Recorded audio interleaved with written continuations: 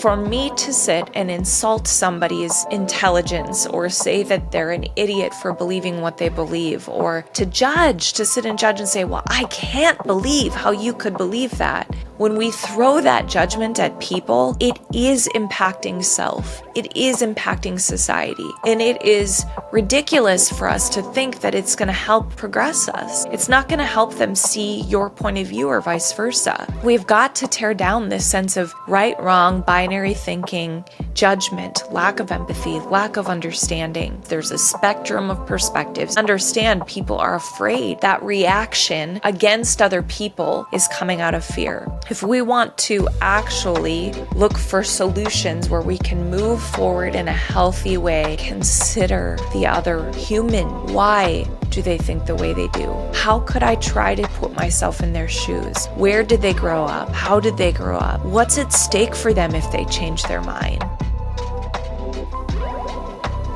Hi. This episode has been, yay. All right, guys. Let me try this again. This episode has been sort of brewing and simmering in me for 2 to 3 weeks now. It's been one of those where I wake up at night with a thought, with a quote, with an idea, with a story, with an experience that I've had. And I'll wake up and before I almost can't even open my eyes, or I choose not to open my eyes because I'm in this sort of lucid state of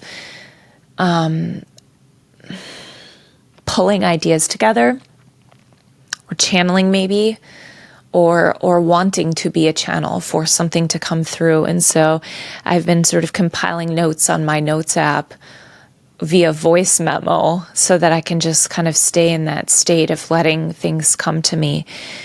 And I wouldn't say that I don't want to record this episode or put it out there, but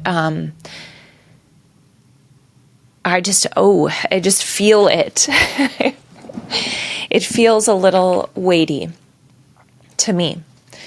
So thank you for joining today. And if you can't tell, I'm just feeling the energy of it in my body right now. So I'm just going to take a moment, say a little, blessing or prayer or grounding for those of you that are listening to this right now. Universe, source, light, I am open right now to speaking whatever it is that consciousness wants to bring through this morning. And to those that are listening, thank you for who they are and their willingness to show up for this conversation. May they be imbued with light and truth and an agile mind today, and an empathetic heart and an intuitive body. Okay, may it be so. So what are we talking about today? We're talking about the ability to change our minds, and why it's so hard, why I think it's really hard to decide to change our mind and to tell people that we're changing our mind about any particular thing.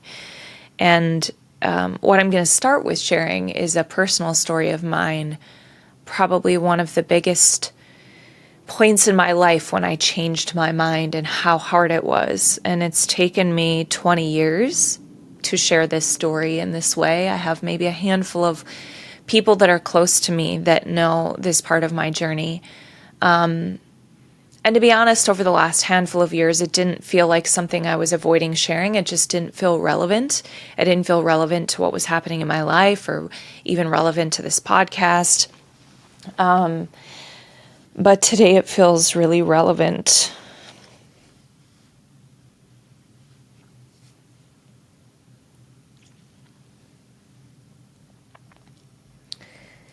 And what I'm going to ask you to do as I share this story is to do your best to put yourself in my shoes.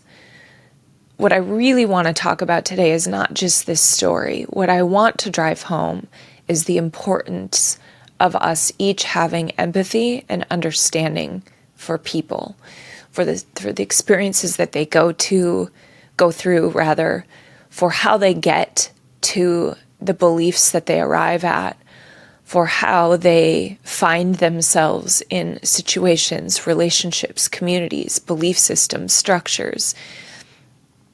Because it's really easy to be on the outside and look in and go, how could you think that? How could you believe that? I don't understand how you might, and then fill in the blank. How are you still with that person? And behind that is a judgment, right? It's a judgment and a lack of understanding and a lack of empathy.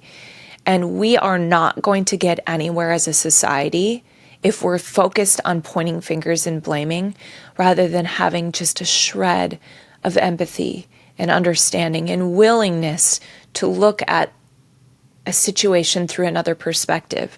It does not mean we need to agree with everything. And part of what's fueling this is obviously what's happening politically right now. And I will be the first to say, and some people are just going to hate to hear this, that I have been maybe what I would describe as relatively apolitical. And what I mean by that is not that I don't care at all about politics, because we have government, we have laws, we have things that have created this society that we live in, that have created a sense of safety. But I am not loyal to a party. I am not loyal to a person. I am loyal to truth, and I'm loyal to love, and I'm loyal to uncovering what that is.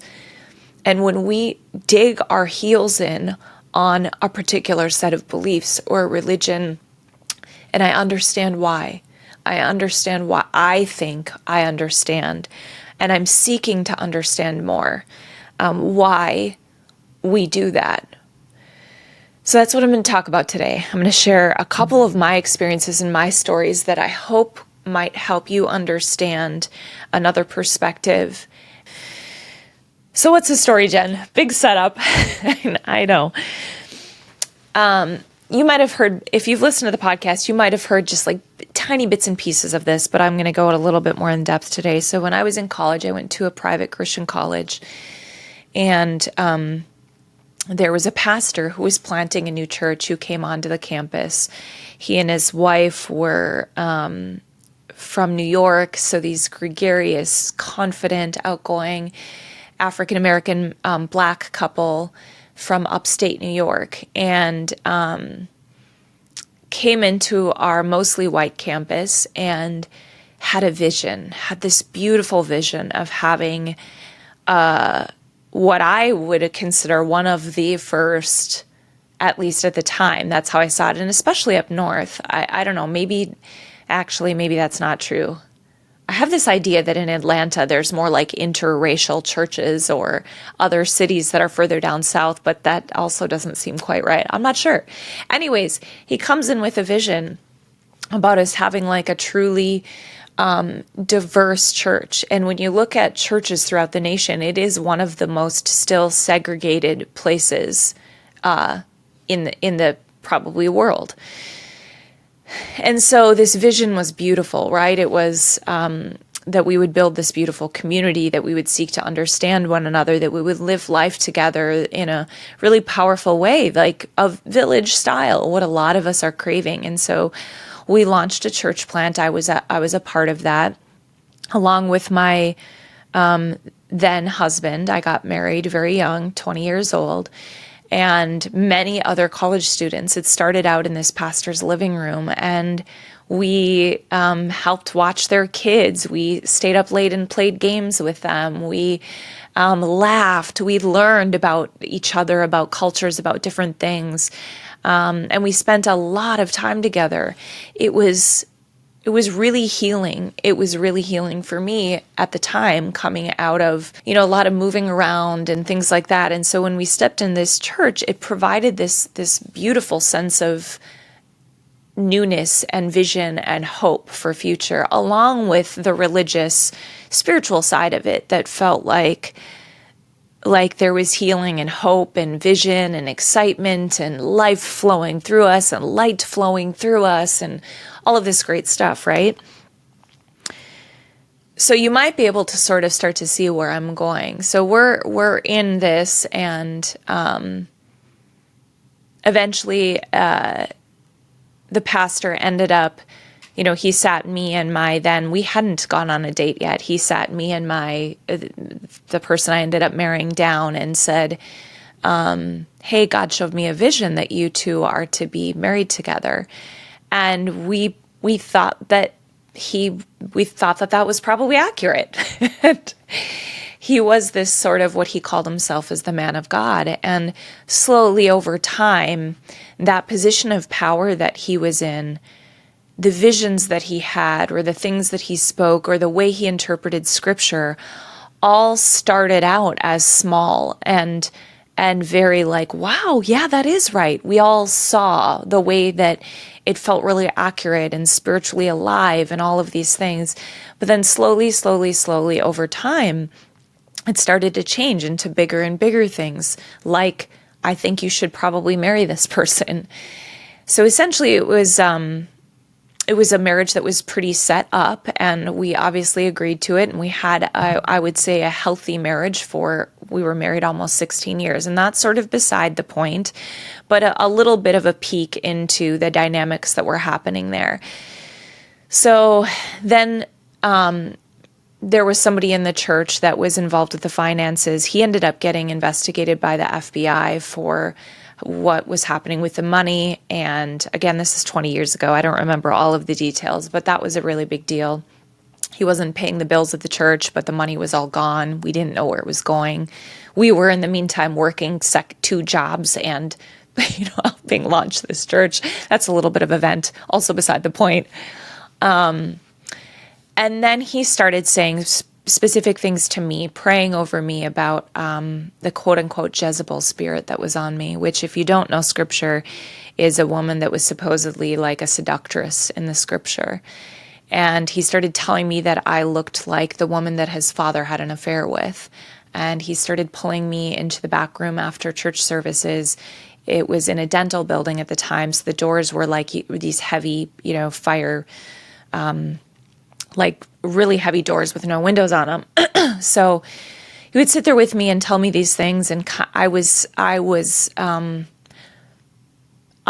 in denial about the fact that he was hitting on me. And I was 18 at the time, then 19, and hadn't ever had a serious boyfriend.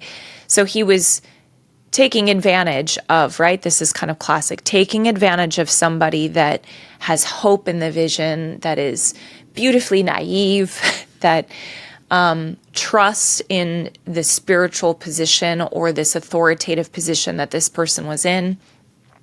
Nothing physical had happened at that point, but I just remember feeling in my body anxious, and I, in my mind, was like, something doesn't feel quite right, but my logic was not caught up with my body, because my logic was like, he's a good guy. We're doing life together. He knows my now husband. Like, that's not what's happening. But my body was telling me that's what was happening. So I kept ignoring it. And then one night, he said he needed help at the church with something. And so it was 9:30, like in the middle of winter. I remember it was very dark and cold. And so I pull into the church parking lot, and there is not a single car there except mine and his. And my body is immediately like, oh my God, what could he possibly need help with right now? This feels really weird. But if I make it weird, it'll be more weird, and I must be crazy. I'm weird for thinking this is weird. So I go in anyways, and it's just him standing kind of in the entryway of the building. He starts chit-chatting with me about nothing in particular, and then he says that, if I'm going to be a greeter in the church, that he needs to teach me how to properly hug people. So he comes over and puts his arms down, so my arms have nowhere to go but up and around his neck. And, yeah, God, I'm telling this story on a podcast. I didn't honestly even know at the time what was happening, except that looking back, he had like a full, can I say this on the podcast? He was aroused. I'll say that. And kind of stepped back just enough so that he could kind of look me in the eyes, and I stepped away. And I tried not to make a big deal out of it. I asked him if he needed anything else. I didn't accuse him of anything, and I left. So nothing else had happened. But in my mind, I was like, still, is that what that was? Was he trying something on me? I still was thinking I was crazy.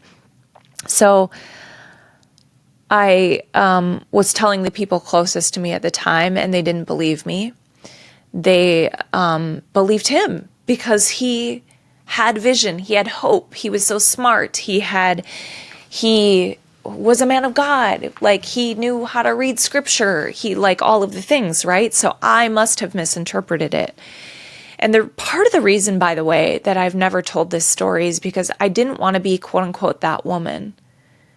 And I know that with all the Me Too stuff, there's been backlash on that. And I haven't even shared this story. While it could have been a lot worse, there was a person in a position of authority and a power, and particularly spiritual authority, that abused that power, that was doing his best to manipulate it and manipulate me.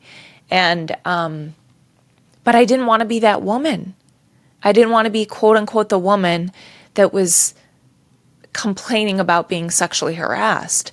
And I didn't want my name to be in the news and be associated with him and that church. I didn't want my future. I thought my future would be labeled as that woman. So I just never said anything publicly. But I did call his wife because I was trying to convince the people that were still in the church that I cared most about that I was telling the truth. So I said, I'll confront him in front of everybody. I will sit down with him and his wife. I called her and she didn't believe me. And she said, well, did he actually kiss you? And I said, no. And she said, well, you must have been exaggerating it. And then I told one of the women on the worship team at the time what had happened, and she also didn't believe me, which I don't blame these people for not believing. And this is part of where I want to go today. When you're on the other side of that, you have a lot to protect and you have a lot to be afraid of. And so I'm not upset that people didn't believe me. I get that they were afraid and protecting what they were protecting. So I went to her and told her that, and so essentially I left by myself. I left the church because I knew in my body, regardless of if I could prove it, if I could explain it. I tried to get a professor from the college to sit down with all of us. They ended up having a meeting without me there, and people still didn't believe what was happening, which is fine. And there are some pretty big words that I have hesitated to use until the last, this happened 20 years ago now.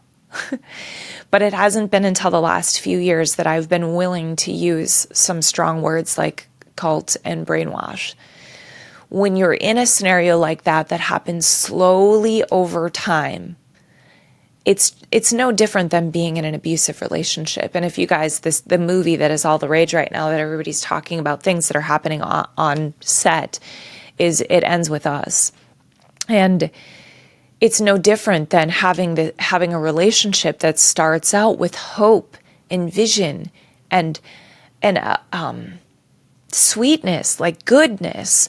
And one thing happens. There are 99 things. There are 100 things. There are 1,000 good things that happen. And then one thing happens. And you go, what just happened? That couldn't have just happened. Here are the 999 good things. This one thing doesn't outweigh that, right?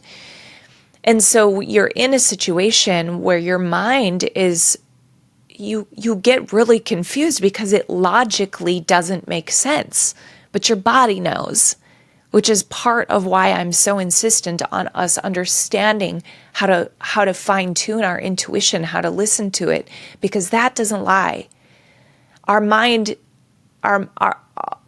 just tells stories and loops. It's not able to tap into the full instinct that is in our body. It was one of my last episodes, Nadia Moonla said, brainwash sounds like such a big word, but really what it is when people convince you to believe their logic or that logic over what your body is telling you. It is overriding. It's saying, no, let's believe this logic over the truth of your intuition. And that's what happens in these situations. And that's why, we can call it gaslighting. We can call it all these things. Again, I've been hesitant to even tell this story because of all these big words that have become so buzzy and heavy right now. But that's what happened. So I left the church. It took some time for other people to leave and start seeing it. And one of the women reached out to me, sadly, just a year or two ago, and said that sort of the fears that I had of where it would have gone with me if I would stay happened to her after decades of being there.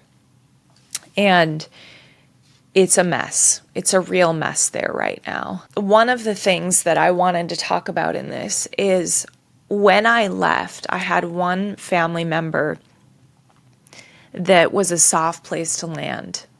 They were the one that was speaking truth into my life, but not in a judgmental way. Not in a way that was like, you're an idiot. How could you believe him? How could you be there? How could you stay? I don't understand. How could you think that? They understood, they had empathy and understanding for how it got to that point because they actually saw it at the beginning when it was good. And so when a person is starting to wake up to changing their mind or waking up to new information, to seeing like, oh gosh, this isn't what I thought it was. If we're focused again on just pointing the fingers at them, or when they come to us and say, you know what, this isn't what I thought it was going to be. And we say, fuck right, I told you so. It's about time you come to the light. That feels so awful to the person that is changing their mind. When I ended up sort of unraveling my faith and my evangelical beliefs, I was in a healthy church at the time. I was working in the church, and probably some of the people from the church are listening. I have nothing negative to say about that church or the people in it. But when I was unraveling my faith in that belief, there was a lot at stake for me.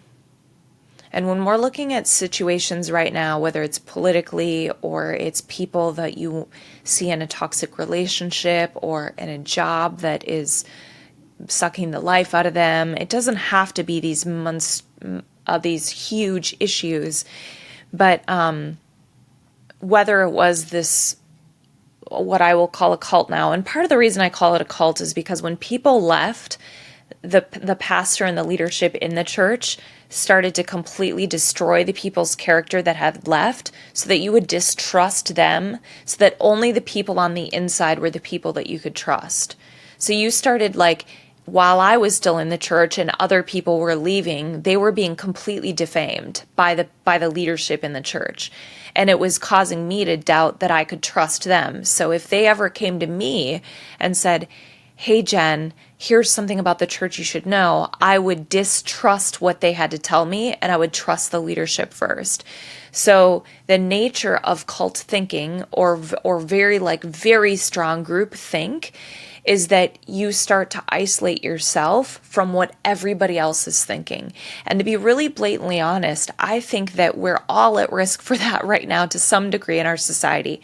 I know I'm using strong words, but if we don't have an agile mind, if we're not open to hearing any new information or new opinions, who's to say that we're not in this thinking that is saying, everybody else on the other side of this issue is wrong and I am right? What I hope that we can see is that there isn't an other side of some of these issues. Some of them there are, and I will say from my experience that I just shared with you, there are people that are purposely vindictive and manipulative on all ends of all spectrums of every scenario. And I believe that those people should be held responsible and accountable if people want to do that. I think we all play a part in that level of accountability. I'm really not speaking to those fringe edge purposely vindictive people. I'm talking about this group in the middle right now. And I'm not just talking politically, but I am. That's what's been top of mind and heart for me lately, because what I'm seeing on social media is so much hate. It's just spitting hate and lack of empathy and lack of understanding on all quote unquote sides. But we probably have a large group of people that's waking up with all kinds of different perspectives on all sides of all kinds of scenarios that is going, whoa, whoa, whoa, whoa, whoa, whoa. I didn't think this is what it's going to be. But because of this binary dynamic that we've created that is so completely polarized, it's going to be near impossible for us to find a common ground to communicate, even when we don't agree on every single point. If we can't have empathy or understanding for the other perspective, or how people got where they are, or why they believe what they believe. And it's easy right now, if you're listening to this, to think about those people, to say, yeah, you're right. It is hard for me to understand those people. You are also those people. I am those people. I am someone that somebody else has a hard time understanding. We are all in that together. And so if we can just pause and go, okay, somebody else has a hard time understanding my perspective. I'm having a hard time understanding their perspective. It seems so basic, but we've created such a polarized dynamic in social media. And note that we're being fed ads. You guys, we know this. We know that we know this, but I don't know that we really know this. Every single one of us, myself including, there are companies out there, like if Volkswagen is selling a car, they know based on the little inventories that we take. So if I take an inventory that's like, what's your favorite cartoon character? Or which cartoon character would you be? Or which animal, what's your spirit animal? Like these little things that we take, or the things that we read online, all of that is data that they're taking in. They know Jen's more emotive. I'm more of an empath.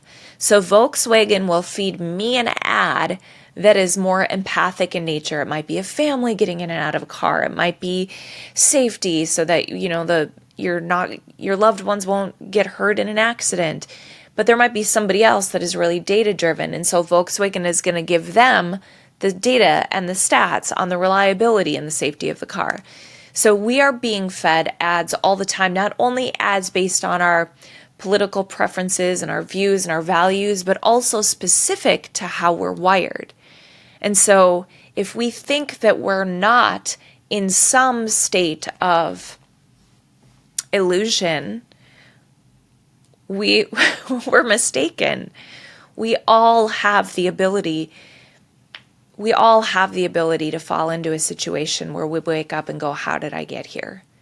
And to pull the thread through all of these conversations or the stories that I've shared with you today, I can now, in my almost 43 years of life, look back and say, oh, I never thought I'd be in that scenario. I never thought I'd be in that one. What about that one? And I'm guessing if you've lived enough life, you've had some similar experiences. And it's easy to be on the outside and judge and say, well, I would never do that. Or I would never find myself thinking that way. Or I would never be closed-minded. And I know, I lean a little bit more liberal politically speaking, sort of. And there's a big well, we're more open-minded.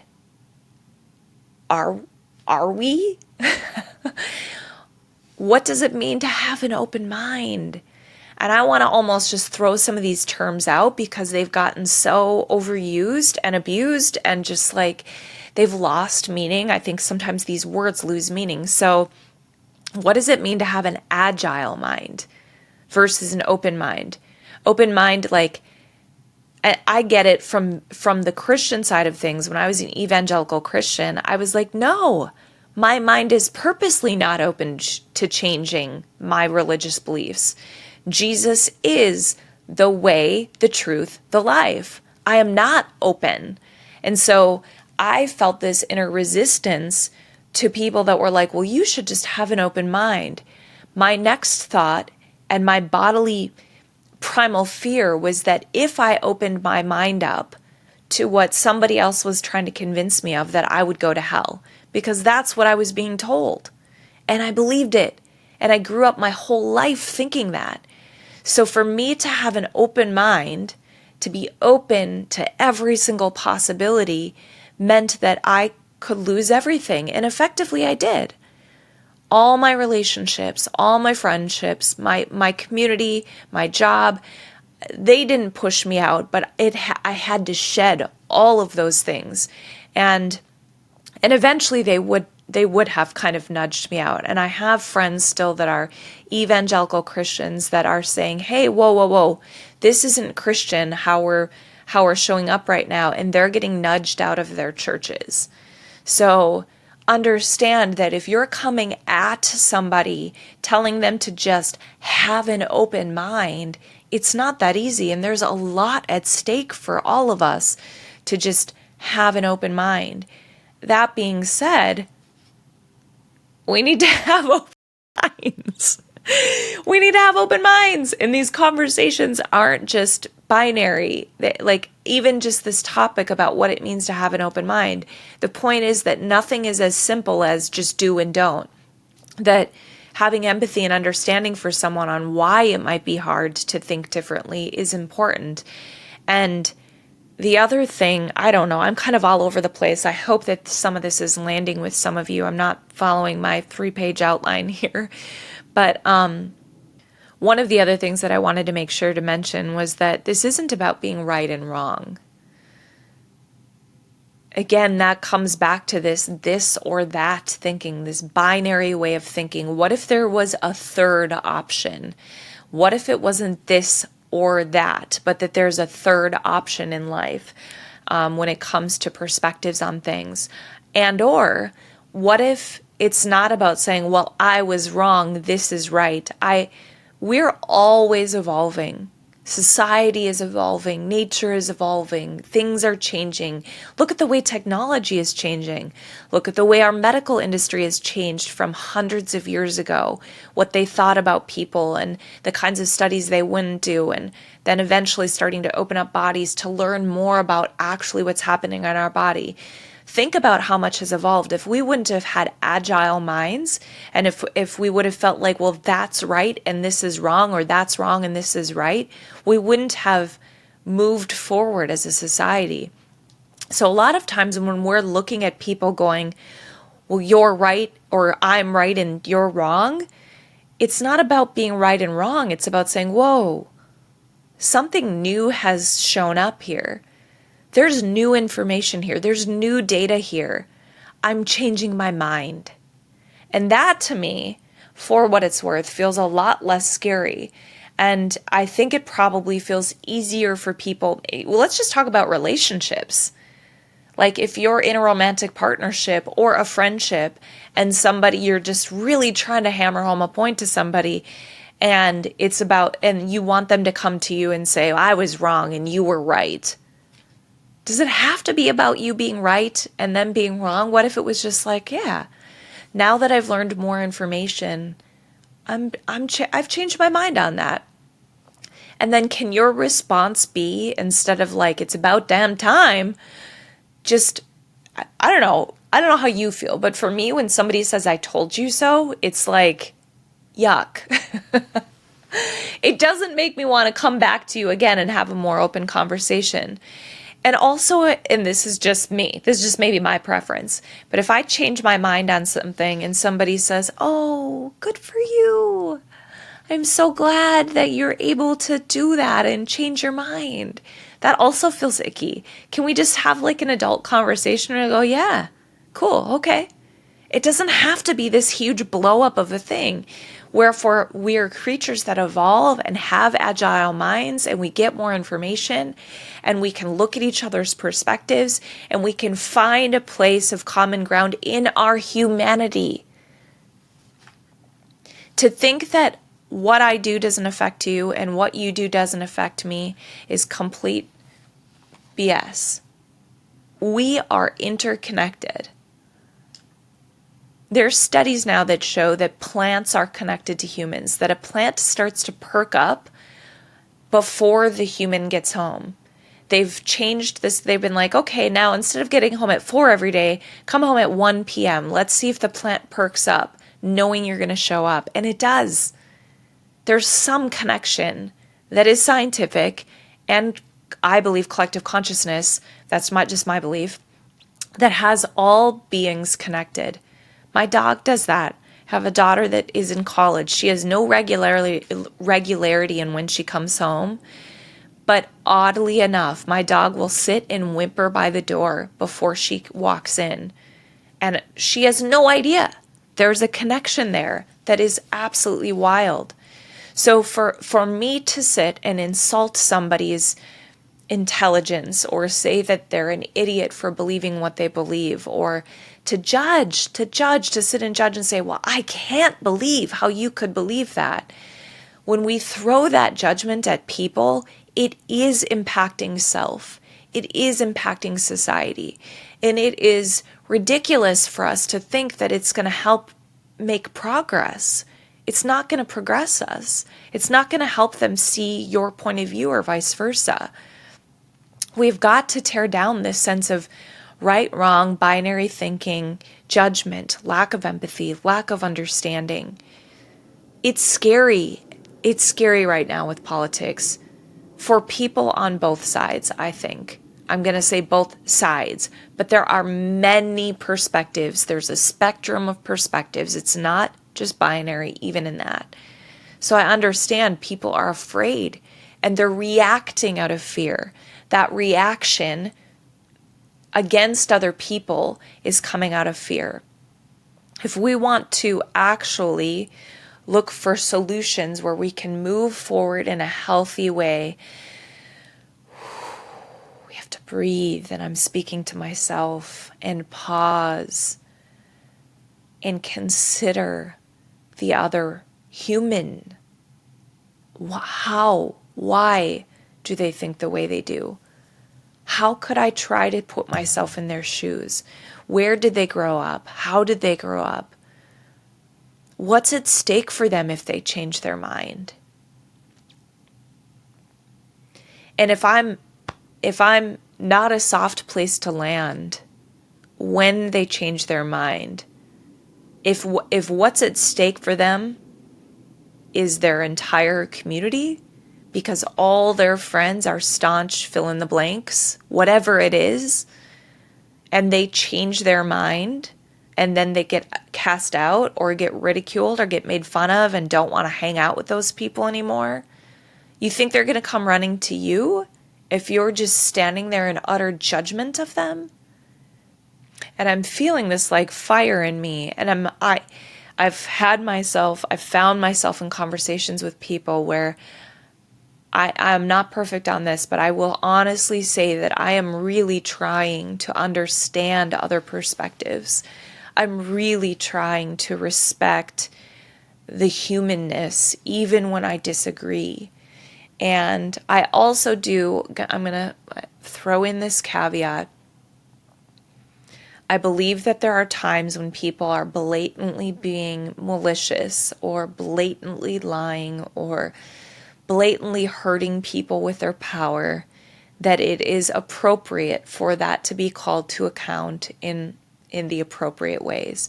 I'm not saying that we should just shut our mouths and be quiet and walk around only with love in our hearts. Love is truth. Truth is love.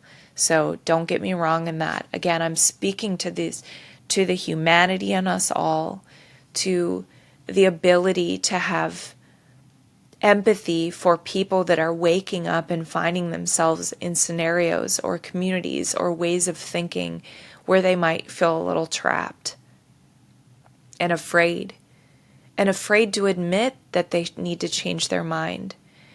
When I was in that church, the first church that I was in with the culty stuff happening, when somebody came after that pastor, I felt myself get defensive.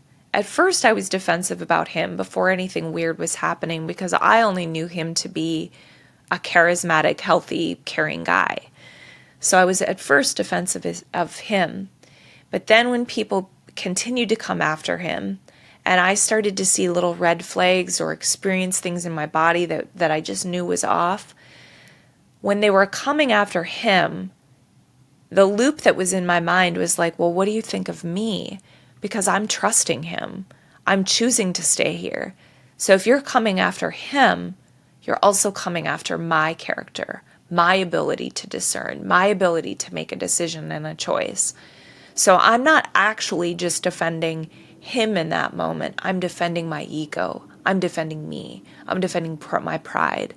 And so if somebody were to keep coming at me with resistance, I have two options.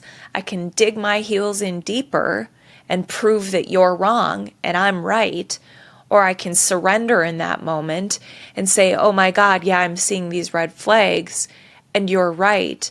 But my assumption is that that person that is coming at me and coming at that leader isn't going to have grace with me in that moment. They're not going to wrap their arms around me and say, I'm sorry you went through this, or you're so brave to change your mind, or I'm proud of you. In the moment, there's so much fear that you're just going to be judged. And it's that shame and a fear of being judged that's kept me from telling this story for 20 years. It's ridiculous. So let's just check ourselves. Check where your heart is. Can we have love and empathy for people even when we don't agree? Can we understand that we're all human? That there's a lot at stake for all of us. And I believe what's underneath, what this is underneath, is a huge transformation that our society is undergoing, that our world is undergoing right now. I could be wrong, and this is my current belief, and I'm open to change. But I believe that a lot of people are waking up to a higher level of consciousness, and part of that is a deconstructing that's happening. There's a lot being dismantled, I think, or about to be, within ourselves, within our society. And it's scary and it's hard. And I believe that nature is an example of breakdown being what precedes new, what precedes the rebirth. That's a little elusive because I'm not going to go into all of the things that I think could be breaking down and I'm also not going to say that everything happens for a reason. We have a part to play. We have a part to play. Today, this is my part to play. All of you are individually wired to play a unique role in your community, in your relationships, in your world. We are all uniquely wired. Leave you today with a quote by Adam Grant. He says that intelligence is traditionally viewed as the ability to think and learn. Yet in a turbulent world, there's another set of cognitive skills that might matter more, the ability to rethink and unlearn.